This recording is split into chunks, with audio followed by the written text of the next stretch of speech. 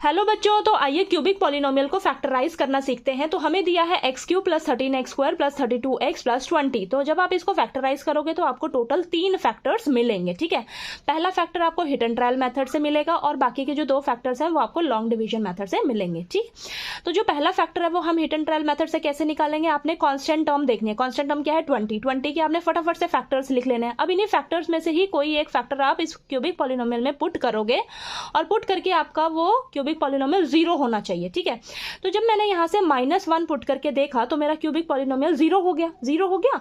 ठीक है, तो यहां से मेरा फैक्टर क्या बनेगा, x+1। ठीक है, x+1 क्या फैक्टर बन जाएगा इस क्यूबिक पॉलिनोमियल का। एक फैक्टर मिल गया आपको x+1। अब आपने इस x+1 से इस क्यूबिक पॉलिनोमियल को डिवाइड कर देना है। ठीक है, तो यहां पर देखिए डिवाइड करना सीखिए।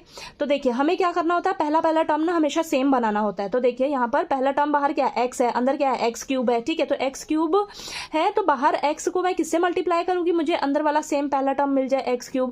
तो मैं x को x² से मल्टीप्लाई करूंगी तो फर्स्ट टर्म मुझे सेम मिल जाएगा। तो x² को आपने इस पूरे से मल्टीप्लाई करके अंदर लिख देना है।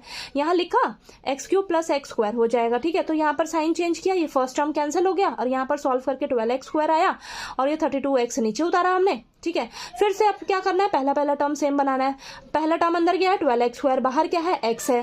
तो मैं x को किससे मल्टीप्लाई करूं, 12x से मुझे मल्टीप्लाई करना होगा, तब मुझे यहाँ पर फर्स्ट टर्म सेम मिलेगी। तो 12x से मैं पूरे को मल्टीप्लाई करूंगी, यहाँ लिखूंगी। ठीक है, साइन चेंज करा, मेरे पास 20x आया, 20 यहाँ नीचे उतारा। फिर से देखिए पहला टर्म को सेम बनाना है। तो यहाँ 20x है, यहाँ सिर्फ x है। x को मैं किससे मल्टीप्लाई करूंगी, 20 से, तो प्लस का 20 और 20 से मैं पूरे को मल्टीप्लाई करके यहाँ लिख दूंगी। तो ये कैंसिल हो गया। ये जो आपको क्वाड्रेटिक पॉलिनोमियल मिला है ना बेटा, अब इसको आप क्या करोगे, मिडल टर्म से स्प्लिट करोगे और यहां से वो बाकी के 2 फैक्टर्स मिलेंगे। तो इसको हम स्प्लिट कैसे करेंगे, मैंने आपको शॉर्ट ट्रिक बता रखी है। सभी को एज इट इज उतार देना है, एक्स के आगे जो भी नंबर दिया होगा उसकी जगह एक ब्रैकेट लगा देनी है।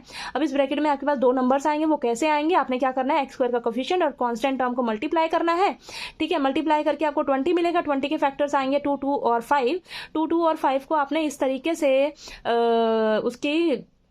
उसमें से देखना है कि 2, 2 और 5 में से मेरे पास वो 2 नंबर्स क्या आएंगे जिसे आप मल्टीप्लाई करोगे तो आपको 20 मिले, और जिसे आप ऐड करो, ऐड ही क्यों, कांस्टेंट टर्म आपका प्लस का है तो ऐड करेंगे तो आपको 12 मिलना चाहिए। तो 10 और 2 2 नंबर्स हैं वो, तो 10 + 2 12, 10 × 2 20।